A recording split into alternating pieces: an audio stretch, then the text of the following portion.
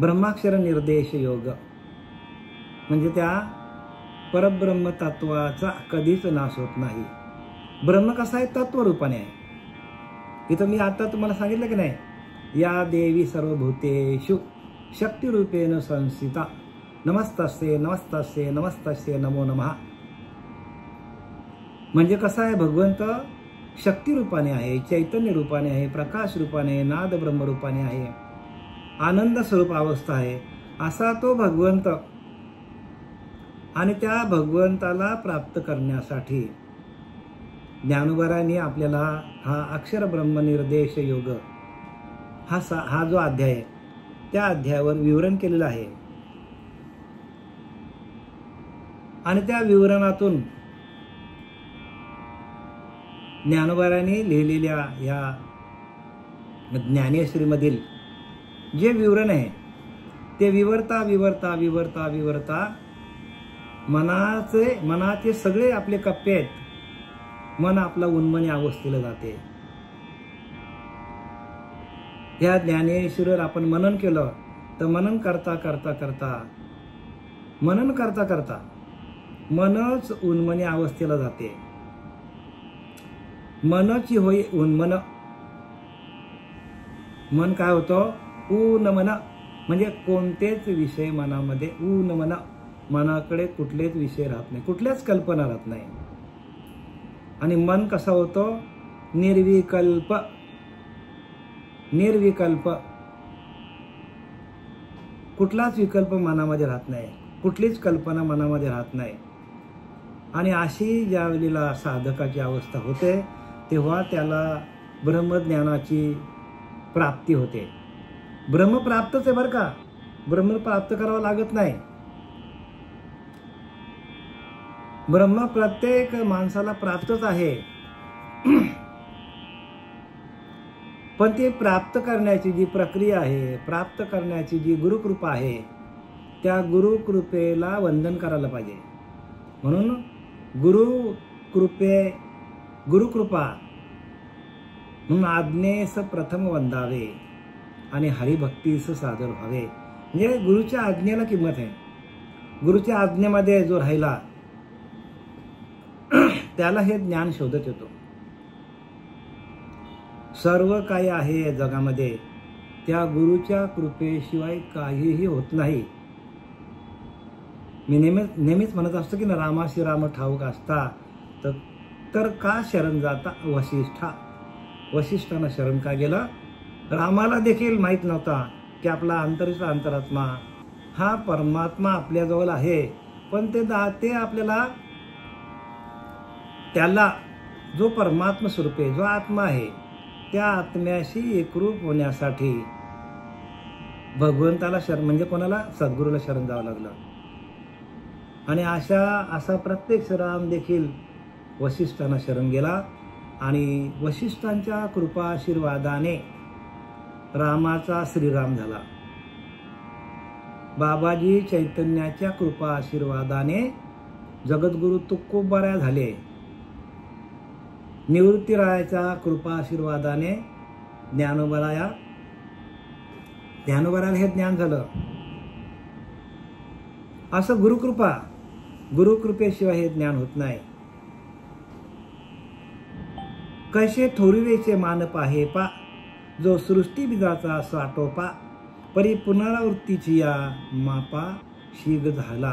काल आपण तुम्हाला याच्यावर विवरण सांगितलं मी मागच्या वेळेला. त्याच्या थोरपणाची योग्यता कशी आहे म्हणून पाहू गेले तर तो ब्रह्मदेव सृष्टीच्या बीजाचे भांडार आहे. ब्रह्मदेवाकडं सृष्टीच्या बीजाचं भांडार आहे. कसं भांडार आहे सांगतो तुम्हाला. काय सांगितलंय की ज्या वेळेला कृतायुग, त्रेतायुग, द्वापारयुग आणि कलियुग अशी 4 युग ज्या वेळेला 1000 वेळा येतात, 1000 वेळेला, त्यावेळेला ब्रह्मदेवाचा 1 दिवस आहे. मग ब्रह्मदेवाचा बघा संख्या कुठे गेली बघा. म्हणजे आपला गणित आपल्या बुद्धीच्या पलीकडचं गणित आहे. बुद्धीच्या पलीकडचं गणित ज्ञानोबारांनी मांडलेलं आहे. ही 4 युग ज्या वेळेला 1000 वेळा येतात तेव्हा ब्रह्मदेवाचा एक दिवस, आणि ही 4 युग परत जेव्हा 1000 वेळेला जातात त्यावेळेला ब्रह्मदेवाची एक रात्र. म्हणजे गणना कुठे गेली बघा. मग ह्या संपूर्ण म्हणजे ब्रह्मदेवाचाही कधीही लय होत नाही, पण त्याच्याही पलीकडे ब्रह्मदेवाला जी चालवणारी शक्ती आहे ते अक्षर ब्रह्म आहे. म्हणजे त्याच्या पुढे काय, त्याच्या पुढे काय, त्याच्या पुढे काय, शेवटीला ह्या शक्तीला मर्यादा नाही, अमर्यादा आहे. म्हणून जाणी जे परमात्मा निर्गुण तयासीच म्हणजे ज्ञान.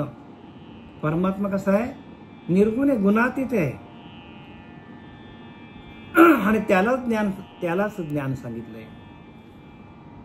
तयासीच म्हणजे ज्ञान, आणि त्या वेगळ्या अज्ञान सर्व काही. मग आपण सगळं गुणांचंच केले. प्रत्येक माणूस गुणांवरच नाचतो, गुणांवरच सगळा. गुणच माणसाला जन्माला घालतात, गुणच माणसाला पाप करायला प्रवृत्त करतात, आणि गुणच माणसाला परमात्मा तत्वाकडे नेतात. काही गुण असे आहेत की ते माणसाला 84 ला घेऊन जातात, आणि काही गुण असे आहेत की ते भगवंताची प्राप्ती करून देतात. मग सगळं काय जे ते गुणांवरच आहे. पण गुणच जेव्हा निर्गुण होतात, कुठलेच गुण जेव्हा तुमच्याकडे नसतील, गुणच नसतील, तर मग निर्गुण, आणि निर्गुण हाच परमात्मा आहे. आणि गुण जे आहेत, गुण ते काय करतात, कर्माच्या बंधनामध्ये माणसाला अडकवतात.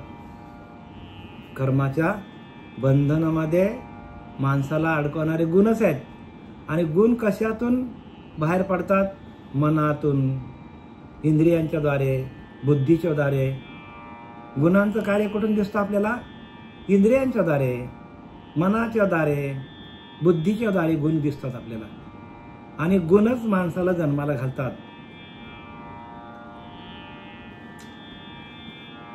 म्हणून इथं काय सांगितलंय आता,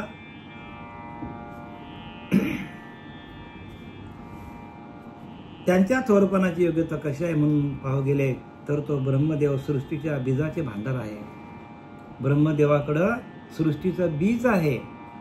सृष्टीला निर्माण करणं, सृष्टीचा लय करणं, हा संपूर्ण बीजाचा भांडार कोणाकडे आहे, ब्रह्मदेवाकडे. पण तोही जन्म मरणाच्या मापाचा कळस झाला आहे, पण त्याला पण जन्म आणि मृत्यू आहे. म्हणून समर्थ रामदासाने लिहिलंय की हरे हर ब्रह्मादिक नाश पावती सकळिक सदा सर्वदा अविनाश सद्गुरुपद. ते सद्गुरुपद सांगितलंय. हरे हर ब्रह्मादिक म्हणजे ब्रह्मा विष्णू महेशाचा पण नाश आहेत, आणि ते पण जन्ममरणाच्या मापाचा कळस झाला आहे. म्हणजे किती ते अक्षर ब्रह्म कसं आहे आणि किती व्यापक आहे, त्याची लांबी रुंदी आपल्याला कळू शकत नाही. असं ते परब्रह्म आहे. म्हणजे आपल्या बुद्धीच्या पलीकडचा गणित आहे, माणसाच्या बुद्धीच्या पलीकडचा गणित आहे. आणि म्हणून आपण जोपर्यंत आपण पलीकडे जात नाही तोपर्यंत आपण अलीकडे आहोत, तोपर्यंत पलीकडचं आपल्याला कसं काय कळेल. मग आपल्याला अलीकडचं कळायचं असेल तर पलीकडे जावं लागेल. प्रत्येक माणूस हा इंद्रियांच्या द्वारे,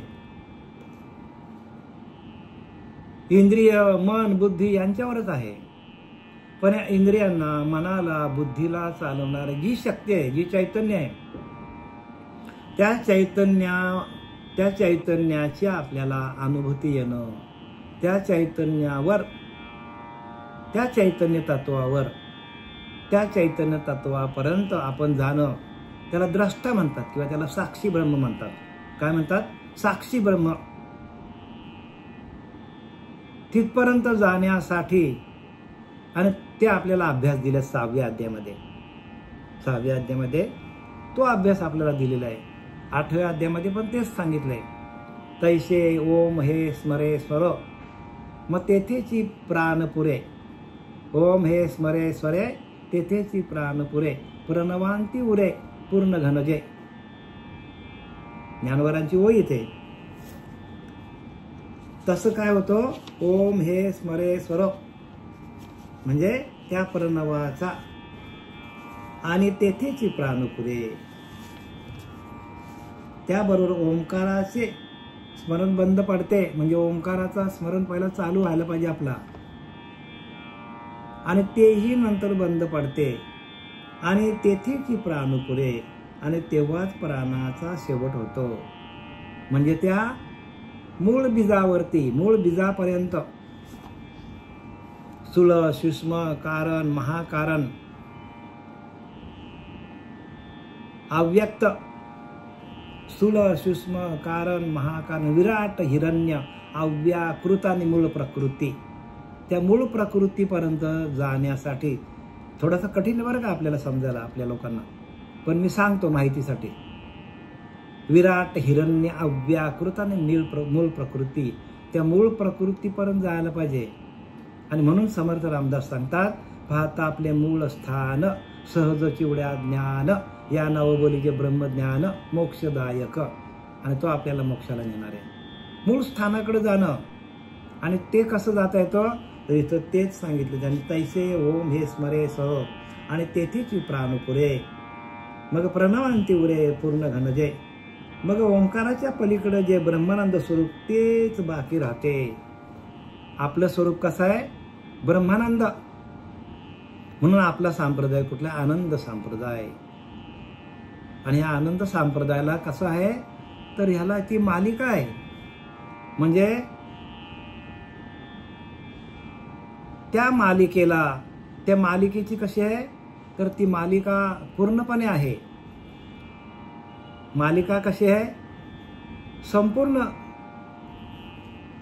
आदिनाथ गुरु सकल सिद्धांचा, म्हणजे भगवान शंकरापासून ती मालिका चालू झालेली आहे. मालिका कुठून चालू झाली? भगवान शंकरापासून चालू झालेली आहे, आणि ती ज्ञानोबारायापर्यंत आलेली आहे. आणि अशी मालिका आहे, त्या मालिकेच्या माध्यमातून हे ज्ञान होतं. म्हणून मी प्रणव एक नाम, प्रणव एक नाम म्हणजे प्रणव म्हणजे ते ओंकार स्वरूप आहे, त्या ओंकाराची ध्वनी आहे. आणि प्रणव एक नाम, आणि तेच नाम हे सांगतात. आणि हे अक्षर एकाक्षर ब्रह्म, आणि ते कसं आहे? एकाक्षर ब्रह्म आहे, जो माझे स्वरूप परम स्वर स्मरत सांगता, तेच माझं खरं स्वरूप आहे. आणि ते स्वरूप, ते ओंकार स्वरूप, ते प्रणव एकाक्षर ब्रह्म स्मरण करता करता जो देह ठेवतो तो माझ्या स्वरूपापर्यंत येतो, असं ज्ञानोबाराय सांगतात. एरवी त्रैलोक्य हे धनुर्धरा, ते गावीचा गा पसारा.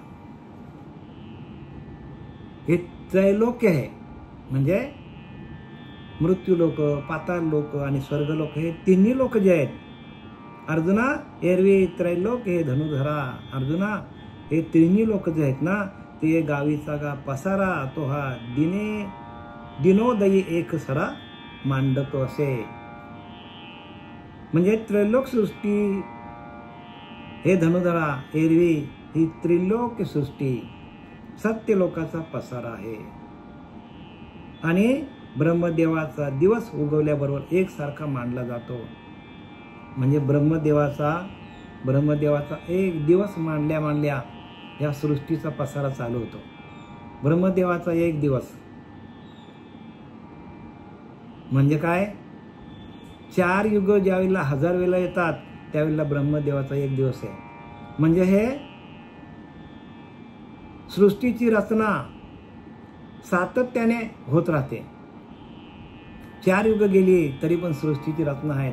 ब्रह्मदेवाचा एक दिवस म्हणजे ह्या ज्या कृता त्रेता द्वापार कली 1000 वेळा जेव्हा येऊन जातात तेव्हा ब्रह्मदेवाचा एक दिवस.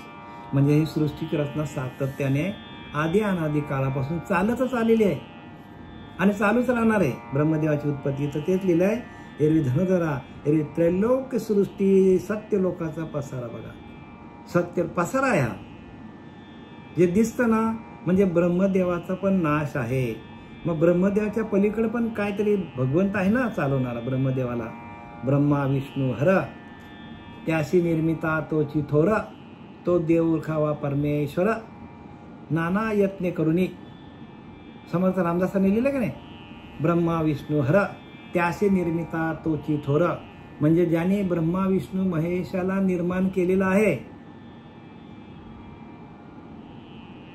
त्याशी निर्मिता तोची थोर, तो सगळ्यात मोठा देव आहे.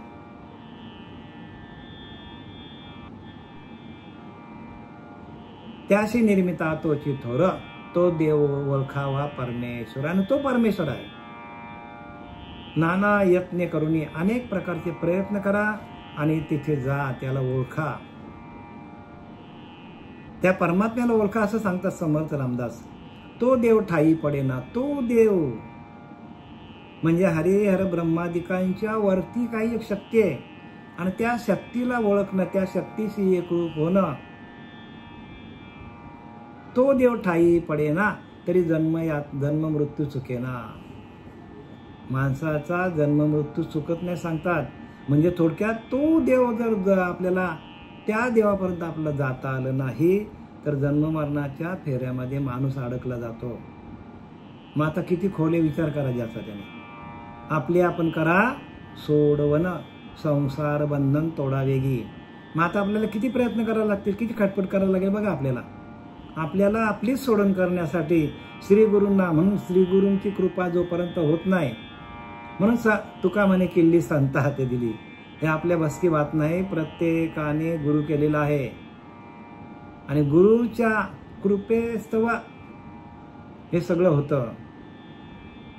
गुरुच्या हातात किल्ली सगळे. आपण आपल्या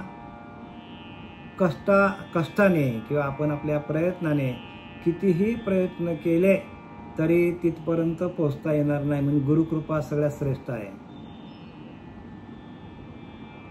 आणि म्हणून एका ठिकाणी नाथ बाबा सांगतात, ऐका जनार्दनी, म्हणजे जनार्दन स्वामीला स्मरून नाथ बाबा स्वतःच्या गुरुला स्मरून स्वतःच्या गुरुची शपथ घेऊन सांगतात, ऐका जनार्दनी गुरुच देव. काय सांगतात? अरे गुरुच देव सांगतात. ऐका जनार्दनी गुरुच देव, येथे नाही बा संदेह. अजिबात संदेह पकडायचा नाही, गुरुच देव आहे. मग गुरुर ब्रह्मा, गुरुर विष्णू, गुरुर देव महेश्वरा, गुरुर साक्षात. गुरु काय? साक्ष, आपल्या आतमध्येच साक्षात बसलेला, आपल्या आतमध्ये परब्रह्म, आणि तो परब्रह्म सांगतात. गुरुर ब्रह्मा, गुरुर विष्णू, गुरुर देव महेश्वरा, गुरुर साक्षात. साक्षात आपल्याकडे आहे गुरु, परब्रह्म, तो परब्रह्म आहे. तस्मे श्री सद्गुरू नमः. म्हणून श्री गुरूंना नमस्कार करा.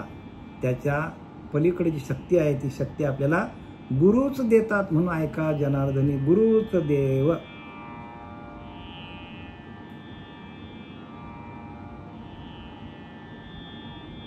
एरवी त्रैलोक सृष्टी सत्यलोकाचा पसारा आहे. हे तिन्ही लोकांना दिसती सृष्टी जी आहे, तिन्ही लोकातली, म्हणजे मृत्यूलोक, पाताळलोक, स्वर्गलोक, या तिन्ही लोकांमध्ये सत्यलोकाचा पसारा आहे. म्हणजे सत्ययुगापासून ती आलेली आहे, आणि ब्रह्मदेवाचा दिवस उगल्यावर एकसारखा मानला जातो हा.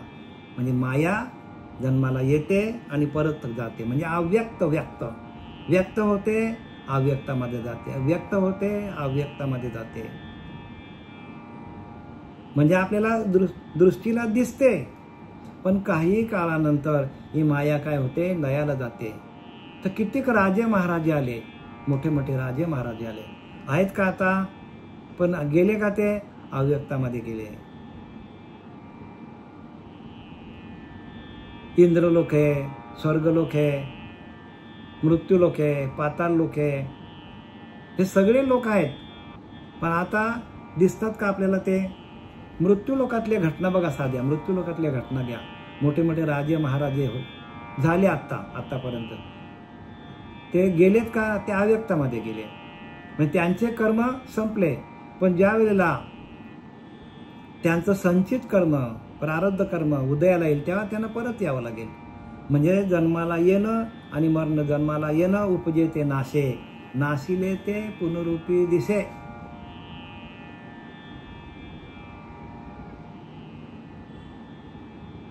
परत परत आपल्याला दृष्टीला दिसते का? तर कर्मानुसार सगळं चाललेलं आहे. म्हणजे कर्म फार महत्वाचे आहे. आपण कितीही भक्ती केली आणि आपला जर कर्म चुकला तर कर्माचा लेखा न चुके ब्रह्मादिका. म्हणजे कर्मच सगळं काय, ही जी सृष्टी दिसते ही सगळी कर्माची सृष्टी आहे.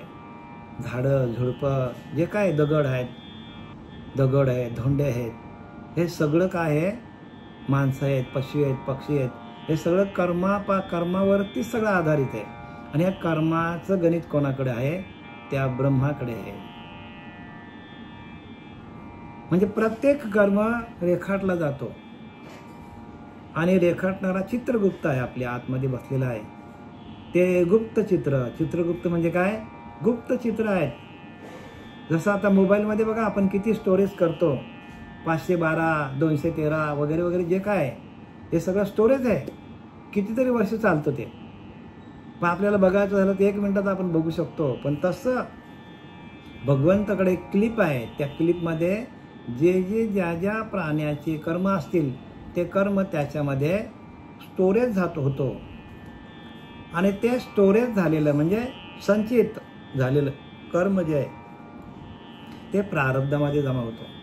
आणि ज्या वेळेला संचित कर्माचं फल जेव्हा परिपक्व होते तेव्हा आपल्याला ते भोगायला येतो. सगळं कर्माचं बरं का. म्हणून इथं आपल्याला काय दाखवलंय की प्रत्येकाने कर्म चांगले करा, कर्म केलेची करावे, ध्यान धरलेची धरावे आणि पुन्हा पुन्हा विवरावे. निरूपण समर्थ रामदास सांगतात, कर्म केलेची करावे, ध्यान धरलेची धरावे. कर्म पण करा, चांगले कर्म करा. आणि चांगले कर्म केलं तर ध्यान लागणार आहे. वाईट कर्म केलं तर ध्यान अजिबात लागणार नाही बरं का. आपल्याकडनं जरा जरी मिस्टेक झाली, कोणाला आपण वाईट बोललो तर आपल्याला चुकी लागते.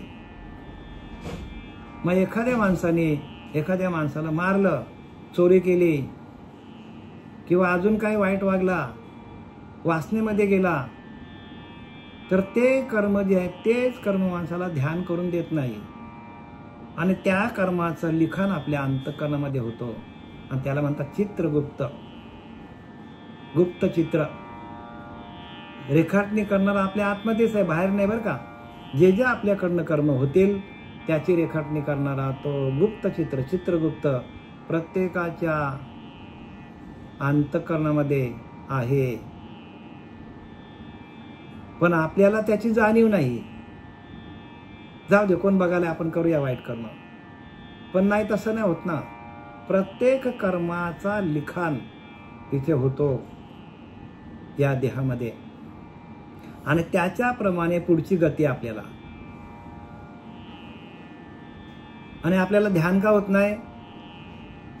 आपण जे संसारामध्ये जे आपण भोगलंय, जे आपण केलंय, जे आपण आपल्या हातातनं झालेलं आहे आणि त्या कर्माची रेखाटणी किंवा त्या कर्माचं जे काय वाईट कर्म आहेत त्या कर्माचा आपल्या हृदयावर, आपल्या अंतःकरणावर, आपल्या मनावर, आपल्या बुद्धीवर, आपल्या इंद्रियांवर परिणाम झालेला आहे. आणि म्हणून आपली इंद्रिय भजन करत नाही, म्हणून आपलं मन भजन करत नाही, म्हणून आपली बुद्धी तेज होत नाही, म्हणून आपल्याला ओव्या कळत नाही. आपण ओव्यांचा भलताच काय अर्थ धरून बसतो, नको ते अर्थ आपण लावत बसतो ओव्यांचा. का? कारण बुद्धी होणारासारखी ठाके. जसं अंतःकरण असेल तशी बुद्धी होते.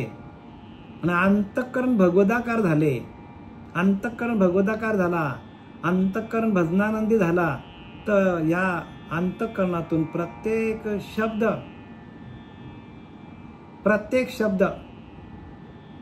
ब्रह्मरूप असेल. शब्द ब्रह्म आहे, प्रत्येक शब्द हा ब्रह्म आहे. पण अंतःकरण जर ब्रह्मरूप झालं, अंतःकरण भगवदाकार झालं, अंतःकरण भजनानंदमध्ये गेला तर प्रत्येक शब्द ब्रह्म आहे. आणि अंतःकरण विषयामध्ये गेलं तर प्रत्येक शब्द आपल्याला अवगुणांकडे घेऊन जातो. म्हणून माणसाचं ध्यान लागत नाही. म्हणून काय सांगितलंय की ध्यान करा, कर्म केलेची करावे, ध्यान धरलेची धरावे आणि पुन्हा पुन्हा विवरावे. निरूपण परत निरूपण ऐका हो. एकदा ऐका, दोनदा ऐका, तीनदा ऐका, 4 वेळा ऐका, 5 वेळा ऐका, काय फरक पडतो आपल्याला? जे निरूपण भगवंताच्या किंवा श्री गुरुच्या कृपेतून बाहेर पडतं आणि ज्ञानोबरायांच्या ज्ञानेश्वरीचं आहे. ज्ञानेश्वरीची कृपा आपल्यावर, ग्रंथांची कृपा आहे, संतांची कृपा आहे, देवाची कृपा आहे, श्रीगुरूंची कृपा आहे. अजून काय पाहिजे आपल्याला? आणि ही कृपा प्रत्येकाला आपल्या आपल्या भाग्यानुसार मिळतं बरं का. त्याला भाग्य लागतो. आणि म्हणून नाथबाबा सांगतात की भाग्य तो नोहे धनपुत्र दारा, निकट सहवास संतांची या. नाथबाबा सांगतात हरिपाठामध्ये, भाग्य तो नोहे धनपुत्र दारा. माझी बायको चांगला आहे भाग्य नाही सांगतात, माझा मुलगा चांगला आहे भाग्य नाही, माझा नवरा चांगला आहे भाग्य नाही, माझ्याकडे धन आहे खूप भाग्य नाही, माझा पुत्र चांगला आहे भाग्य नाही सांगतात. भाग्य तो नोहे. बघा नाथबाबा सांगतात, हे आम्ही सांगत नाही, संतांनी जे काही ते लिहून ठेवलंय त्याचंच विश्लेषण मी करतो तुम्हाला. आमच्या पदरचं आमच्या खिशातलं नाही सांगत आम्ही. भाग्य तो नोहे, भाग्य त्याला म्हणत नाही धनपुत्र दारा, माझा चांगला मुलगा आहे, माझी चांगली मुलगी आहे, बायको चांगली आहे, दारा म्हणजे बायको. पण निकट सहवास संतांचे या, संतांच्या सहवासात राहणं हे भाग्य सांगितलंय. कारण संत काय करतील? संत काय करतील? आपल्याला सायुज्य मुक्तीकडे नेतील. आपल्याला मुक्ती ह्याच देहामध्ये आपल्याला मुक्ती प्राप्त करून देणारे या जगामध्ये एकमेव आहेत ते संत आहेत. कोण आहेत? संत आहेत. म्हणून संत वचन हृदय धरी तोच मोक्षाचा अधिकारी. संत वचन, संतांच्या वचनावर आरूढ व्हा. हृदय धरी, संतांचं वचन हृदयामध्ये धरायचं. इकडनं ऐकलं आणि इकडनं सोडून दिलं असं जमणार नाही. नरळी फुंकली सोनारे आणि इकडून तिकडून गेले वारे असं नाही जमणार. संत वचन हृदय धरी आणि तोची मोक्षाचा अधिकारी.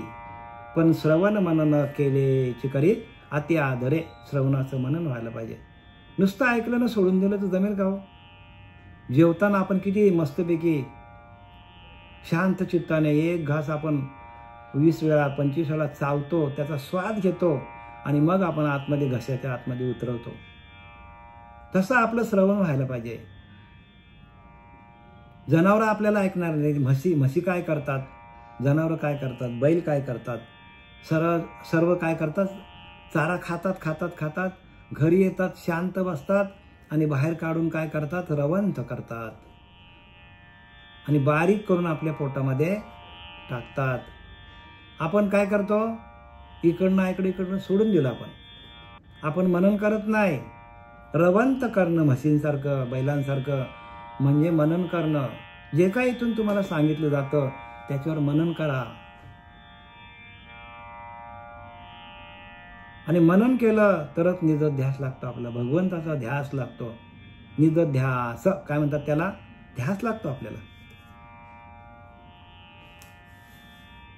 पाठी रात्रीचा समो पावे आणि अपैसाची साठवे.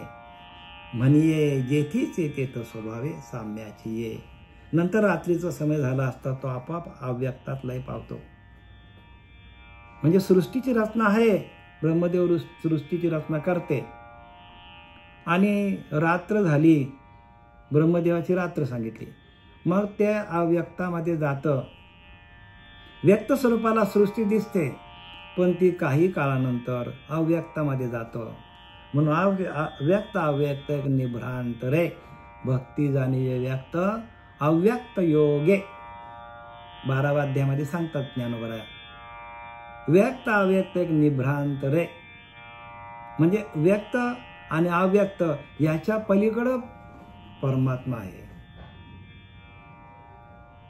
जे दिसत नाही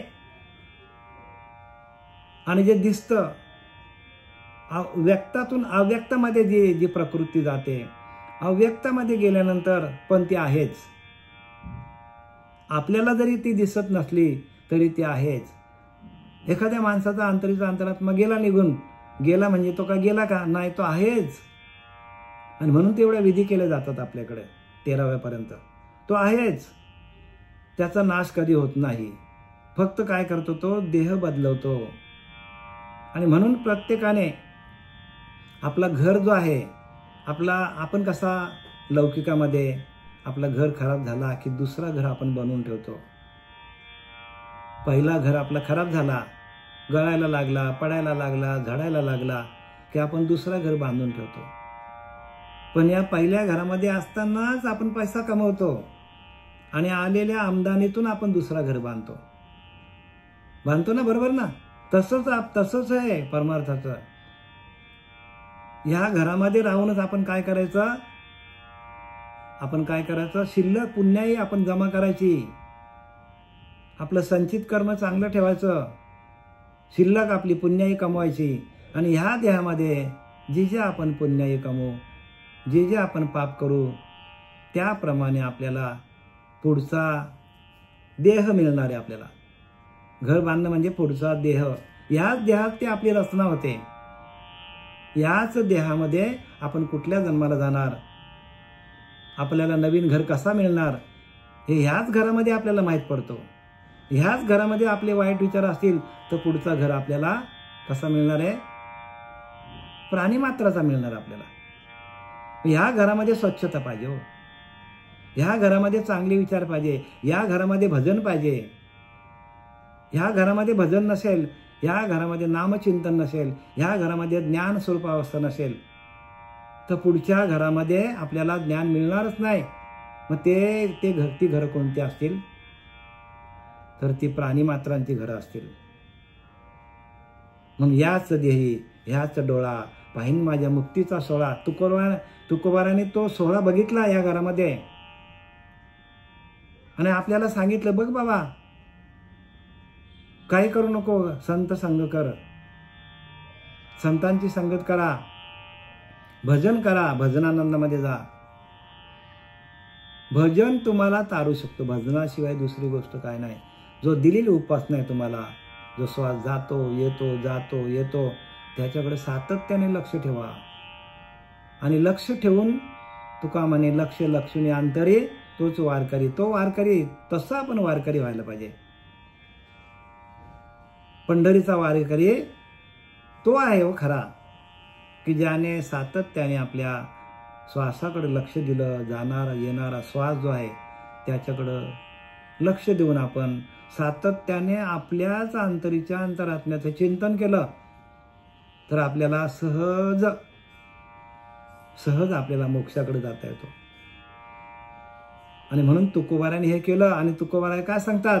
मोक्ष आम्हा घरी कामारी दासी. मी माझ्या घरी मोक्षाला कामाला ठेवले हो. बघा, ही स्थिती अंतःकरणाची आणि हा भाव आहे.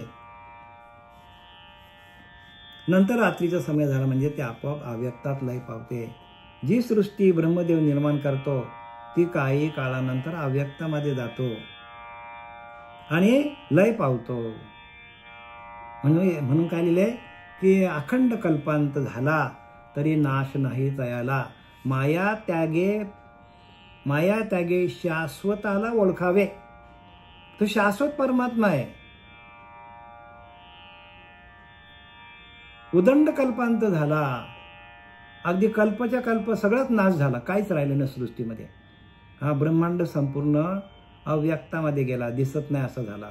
पृथ्वीचा लय झाला, संपूर्ण ताऱ्यांचा ग्रहांचा लय झाला. पण ते खंडेना, तरी त्या परब्रह्माचा नाश होत नाही. ते आदी आणि अनादी काळापासून आहेच. आणि त्या परब्रह्म तत्वापर्यंत जाण्यासाठी आपल्याला नरदेह निधान लादले आहे.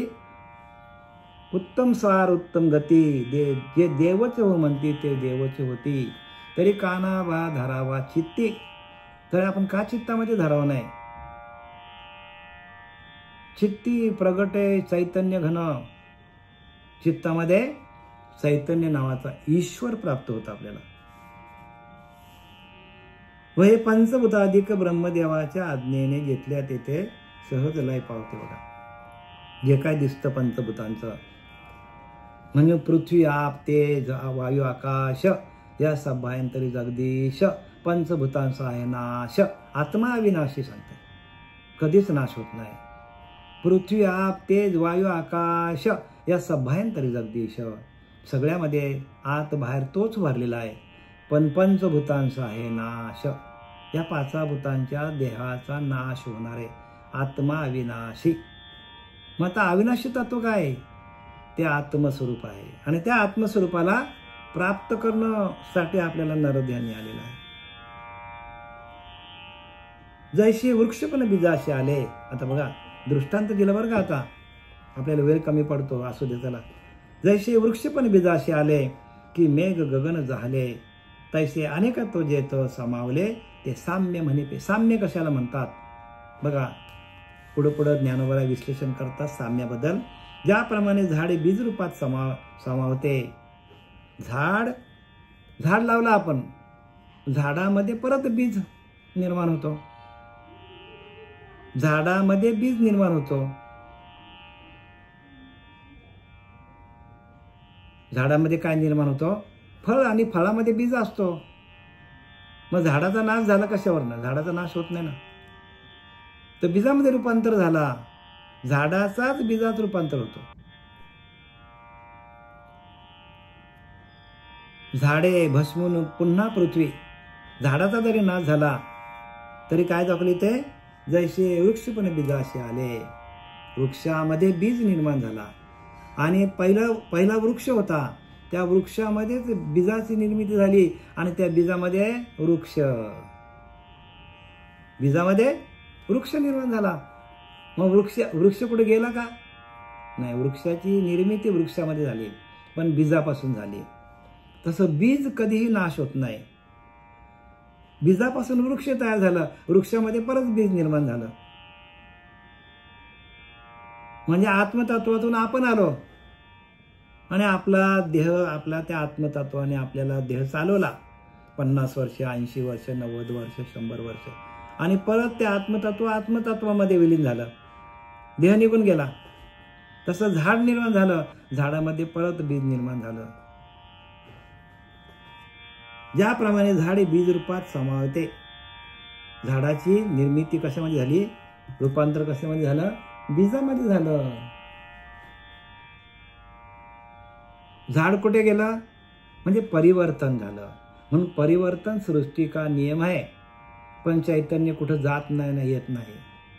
परिवर्तन सृष्टी का निर्माण आहे, परिवर्तन सृष्टी का नियम आहे. आत्मा कुठे जात नाही, येत नाही. आत्मा सगळीकडे आहे, पण आत्मतत्वावर आलेले जी माया आहे त्या मायेमध्ये सारखं बदल होत असतं, सातत्याने बदल होतो. आणि त्या बदलाची जी काही अवस्था आहे ती व्यवस्था ब्रह्मदेवाकडे दिलेली आहे. म्हणजे ब्रह्मदेव काय करतो? सृष्टी निर्माण करतो, विष्णू त्याचा पालनपोषण करतो आणि महेश संहार करतो. मग त्या निर्गुण निराकाराने सृष्टीची रचना करणं, तिला स्थिर ठेवणं आणि तिचा लय करणं, हे कार्य कोणाकडे दिलेले आहेत?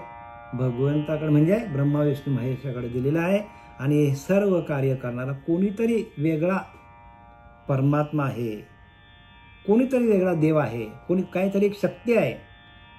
म्हणून या देवी सर्वभूतेषु शक्तिरूपेण संस्थिता. नमस्तस्ये नमस्तस्ये नमस्तस्ये नमो नमः. त्या शक्तीला माझं वंदन. आणि ती शक्ती कशी आहे? अविनाशी आहे. आणि त्या शक्तीचं रूप, ज्याप्रमाणे झाडाचे हे बीज रूपात समावेश, किंवा मेघ आकाशात लीन होतात. मेघ आल्यात कुठून? आकाशातून आल्यात आणि जातात कुठे? आकाशातच जातात. जैसा घंटानाद लयस्तु घंटेशीच होय. घंटेचा नाद घंटेचाच लय पावतो. तसा आपण ज्या आत्मतत्वातून आलोय त्या आत्मतत्वामध्येच आपल्याला जावं लागेल. जसं ढग आले कुठून? आकाशातून आले, आकाशातच त्यांचा लय होतो, आकाशातच त्यांचा लय होतो. त्याप्रमाणे ज्या ठिकाणी प्रकृतीच्या ठिकाणी पुष्कळ वस्तूंचा समावेश होतो आणि प्रकृतीच्या ठिकाणी या वस्तूंचा समावेश होतो, त्याला साम्य असे म्हणतात. प्रकृतीच्या ठिकाणी वस्तूंचा समावेश होतो, त्याला साम्य म्हणतात. साम्य म्हणजे एक साठा आहे. म्हणजे अंडज, स्वेदज, जारज, उद्भिज या चारी खाणी आहेत. या चारी खाण्यांचा साठा कुठे तयार होतो? ब्रह्मदेव तयार करतो. अंडज, स्वेदज, जारज, उद्भिज पण या सगळ्या ज्या योनी आहेत त्या प्रत्येकाच्या कर्मानुसार मिळालेल्या आहेत त्याला. बघा ना, एखादा माणूस जन्मतःच आंधळा असेल तर त्याला दृष्टी मिळतो का? नाही हो, ते कर्माचंच फल आहे. एखाद्या माणसाला जन्मताच हात नसेल तर त्याला हात कोणी देऊ शकत नाही महाराज. म्हणजे सगळं आहे ते. म्हणून तुकोबारांचं सांगतात, तुकोबारा होते सासूला सांगायचे, सासूबाई घे नाम, घे नाम, घे नाम. सासूबाई नाम घे, नाम घे. सासूबाईंनी काही नाम घेतलं नाही शेवटपर्यंत आणि ती मृत्युमुखी पडली. काही दिवसानंतर तुकाराम महाराज भंडारा डोंगरावर जायला निघाले आणि मग ते गाढविणीच्या जन्माला गेली असं सांगतात बरं का. मग फुरफुर करायला लागली ती. तर तुकोबाराय म्हटले, तिला म्हणायला लागले, बघ सासूबाई, मी जेव्हा सांगत होतो तेव्हा तू नाम घेतला असता तर ही तुझी अवस्था झाली नसती, ब्रह्मपदाला गेली असती तू. आता काहीही करू शकत नाही. म्हणून एकदा काय कर्माचं लिखाण एकदा झालं, कर्माचा लेखा न चुके ब्रह्मादिका. म्हणून कर्म केलेची करावे, ध्यान धरलेची धरावे आणि पुन्हा पुन्हा विवरावे. निरूपण, परत परत निरूपण आहे का?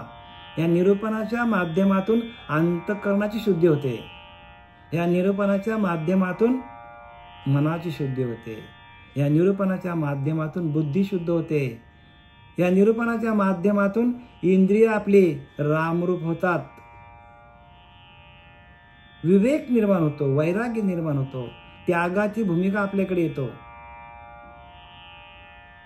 म्हणून ब्रह्मज्ञानाविना उपदेश म्हणून नये विशेष, जैसे धान्य विना भूस खाता नये. समर्थ रामदासाने लिहिले. बघा काय सांगतात, ब्रह्मज्ञानाविना उपदेश. ब्रह्मज्ञानाशिवाय इतर कुठलाही आपण उपदेश ऐकला तर त्याला किंमत देऊ नका सांगतात, आपल्याला अधोगतीला घेऊन जाईल. म्हणून आहे विशेष, जैसे धान्य विना भूस खाता नाही. धान्य टाकलाय आणि भुसाच खात बसले सगळे लोक. धान्य घ्या ना हो. धान्याकडे कोणाचं लक्ष नाही. धान्य म्हणजे जो आपल्या अंतःकरणामध्ये आपल्याला चालवणारा परमात्मा आहे तू घ्या. आपण काय केलंय? आपण मायेलाच धरून बसलोय. माया दिसे परी नासे सांगितलंय, त्याचा नाश होणार आहे. ब्रह्म न दिसे परी न नासे. ब्रह्म दिसत नाही पण त्याचा नाश होत नाही. पण म्हणून काय करी? माया सर्व करी आणि आळ घालते ब्रह्मावरी. मायाच सगळं करतो आणि ब्रह्मावर आळ येतो. पण त्या ब्रह्माशी एकरूप व्हायला पाहिजे. जैसे वृक्ष पण बीजाशी आले. बघा संपूर्ण वृक्षामध्ये मला सांगा, बीजातून वृक्ष निर्माण होतो. वटवृक्षाशे वाढ, फोडून पाहता न दिसे झाड. परंतु नाना वृक्षाचे झुंबाड बीजाच पासून. समर्थ रामदास सांगतात, वटवृक्षाशे वाढ म्हणजे वडाचं झाड किती मोठं बघा ना, त्याचा विस्तार किती मोठा आहे. पण त्या झाडाला आपण फोडून काढला, त्याच्यामध्ये बीज मिळेल का?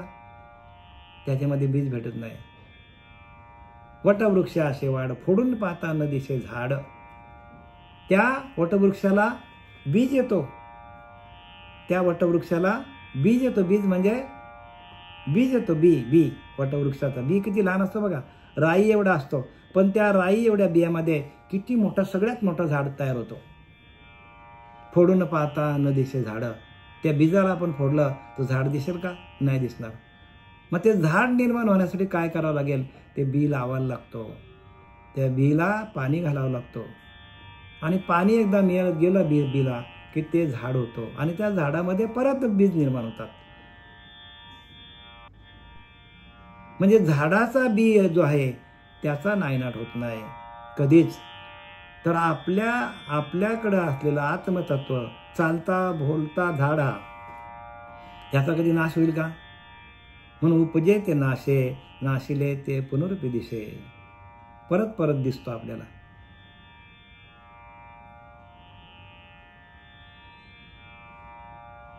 परत परत काय होतं, आपल्याला जन्माला यावं लागतो. आणि म्हणून परत परत जन्माला यावं लागू नये म्हणून याच देहामध्ये त्या भगवताची प्राप्ती व्हायला पाहिजे. ते अक्षर ब्रह्म, ब्रह्माक्षर की ज्याचा कधीच नाश होत नाही, त्या ब्रह्माक्षर पदाला जाण्यासाठी सातत्याने श्री गुरूचं स्मरण करून, श्री गुरूंनी दिलेली उपासना, श्री गुरूंनी दिलेलं ध्यान, त्या ध्यानाच्या माध्यमातून आपल्याला ज्ञान प्राप्त होतो. आणि झालेल्या ज्ञानाच्या प्राप्तीतून आपल्याला आत्मस्वरूपापर्यंत जाता येतो. ध्यानातून झालेल्या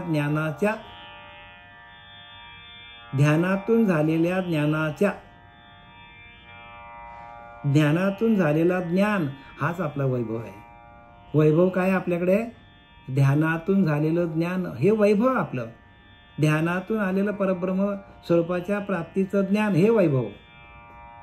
ध्यानातून झालेल्या त्या चैतन्य स्वरूपाचा अनुभव हे आपलं वैभव आहे.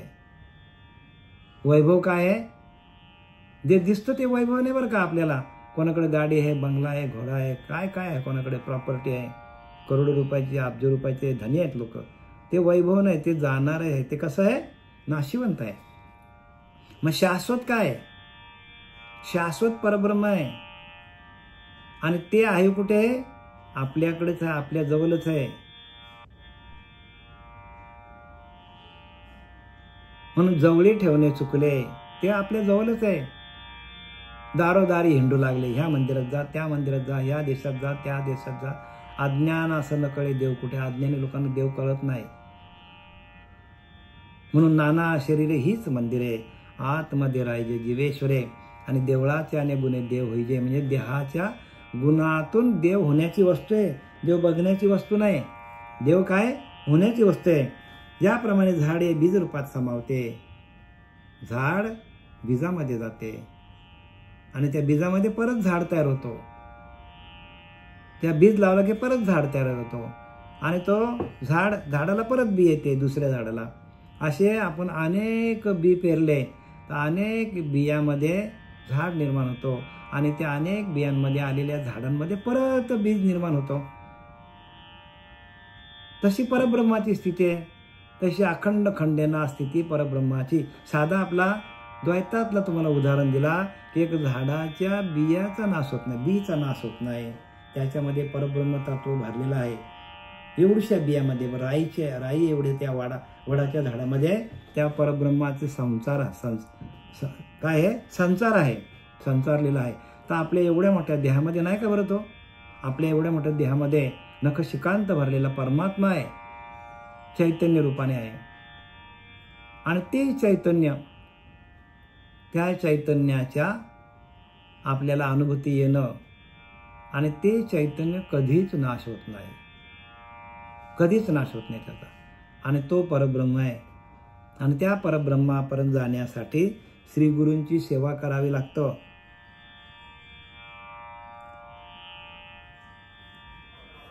ज्या ठिकाणी प्रकृतीच्या ठिकाणी पुष्कळ वस्तूंचा समावेश होतो त्याला साम्य असं म्हणतात. म्हणजे अनेक वस्तू त्या एकत्र येतात.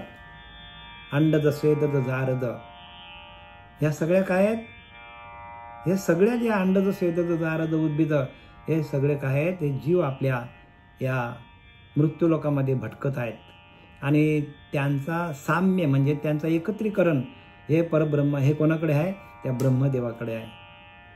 आणि ब्रह्मदेवाचा दिवस आणि रात्र मिळून हे सगळं चाललेलं आहे.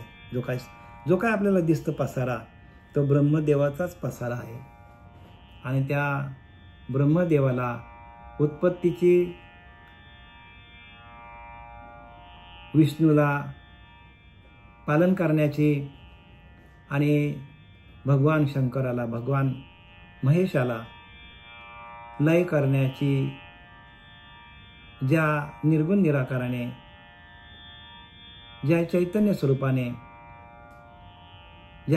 स्वरूपातून, ज्या शक्तीतून हे ब्रह्म विष्णू महेश आलेले आहेत, ती शक्ती म्हणजे, आणि ती शक्ती व्यापक आहे.